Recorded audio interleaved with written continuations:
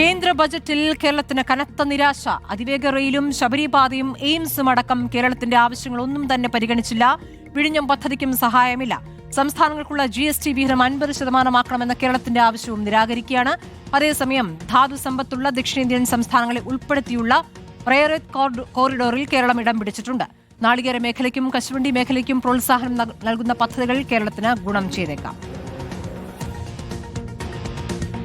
In order to promote environmentally sustainable passenger systems, we will develop 7 high-speed rail corridors between cities as growth connectors, namely Mumbai to Pune, Pune to Hyderabad, Hyderabad to Bengaluru, Hyderabad to Chennai, Chennai to Bengaluru, Delhi to Varanasi, Varanasi to Siliguri.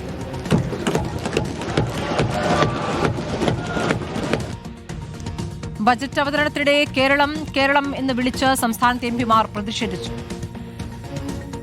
We now propose to support the mineral-rich states of Odisha, Kerala, Andhra Pradesh and Tamil Nadu to establish high-speed rail corridors between cities as growth connectors, namely Mumbai to Pune, Pune to Hyderabad, Hyderabad to Bengaluru, Hyderabad to Chennai, Chennai to Bengaluru, Delhi to Varanasi, Varanasi to Siliguri.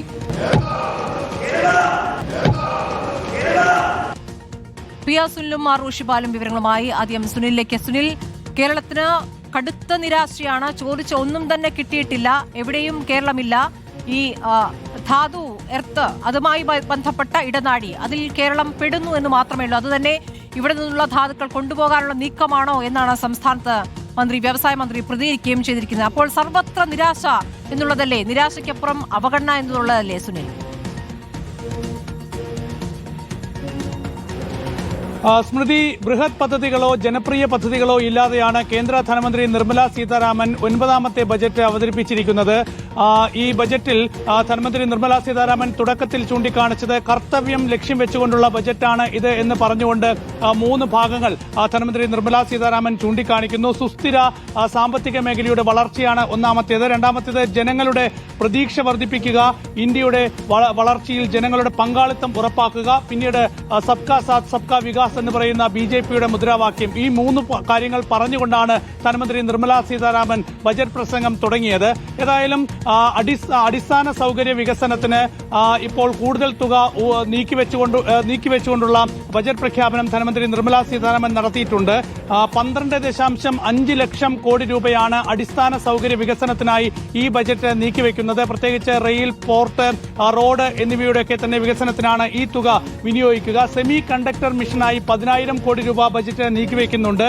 നഗരവികസനത്തിനായി 5,000 കോടി രൂപ, MSMEകൾക്ക് ചെറുകിട വ്യവസായങ്ങൾക്ക് 10,000 കോടി രൂപ നീക്കിവെക്കുന്നു. Semi conductor മിഷനായി 40,000 കോടി രൂപ നീക്കിവെക്കുന്നു. അങ്ങനെ ഇത്തരത്തിലുള്ള പദ്ധതി വിഹിതങ്ങൾ നീക്കിവെക്കുമ്പോഴും പല സംസ്ഥാനങ്ങളും, പ്രത്യേകിച്ച് കേരളം ഉൾപ്പെടെയുള്ള സംസ്ഥാനങ്ങൾ വലിയ പ്രതീക്ഷയോടെ കണ്ട പല പദ്ധതികളും ഈ ബജറ്റ് പ്രഖ്യാപിച്ചില്ല എന്നത് വളരെ പ്രധാനപ്പെട്ട വിഷയം തന്നെയാണ്. തെരഞ്ഞെടുപ്പ് സംസ്ഥാനങ്ങൾ കേരളം, തമിഴ്നാട്, പശ്ചിമ ബംഗാൾ, അസം പോലുള്ള സംസ്ഥാനങ്ങളിലൊക്കെ തന്നെ വലിയ പ്രഖ്യാപനങ്ങൾ, തെരഞ്ഞെടുപ്പ് പ്രഖ്യാപനങ്ങൾ ധനമന്ത്രി നടത്തും എന്നൊക്കെയുള്ള പ്രവചനങ്ങളും പ്രചരണങ്ങളും ഒക്കെ തന്നെ ഉണ്ടായിരുന്നു. പക്ഷേ അതൊന്നും തന്നെ ധനമന്ത്രി ഈ ബജറ്റിൽ പ്രഖ്യാപിച്ചിട്ടില്ല എന്നത് വളരെ ശ്രദ്ധേയമായ കാര്യമാണ്. സ്മൃതി ചൂണ്ടിക്കാണിച്ചതുപോലെ തന്നെ ധാതു സമ്പന്നമായ സംസ്ഥാനങ്ങൾക്ക് വേണ്ടി ഒരു പ്രത്യേക കോറിഡോർ ഈ ബജറ്റിൽ പ്രഖ്യാപിച്ചിട്ടുണ്ട്. ആ ഒരു കോറിഡോർ മാത്രമാണ് കേരളത്തിനായി നീക്കിവെച്ചിരിക്കുന്ന ഒരു പദ്ധതി, അല്ലെങ്കിൽ കേരളത്തിനായി വന്നിട്ടുള്ള ഒരു പ്രധാനപ്പെട്ട പ്രഖ്യാപനം എന്ന് വേണമെങ്കിൽ ചൂണ്ടിക്കാണിക്കാം. അതിപ്പോൾ സംസ്ഥാനത്തിന്റെ ധാതു സമ്പത്ത് കടത്താനുള്ള ഒരു കോറിഡോറാണോ എന്ന രാഷ്ട്രീയ ചോദ്യമൊക്കെ തന്നെ പ്രതിപക്ഷ പാർട്ടികൾ ഇതിനകം തന്നെ ഉന്നയിച്ചു കഴിഞ്ഞു.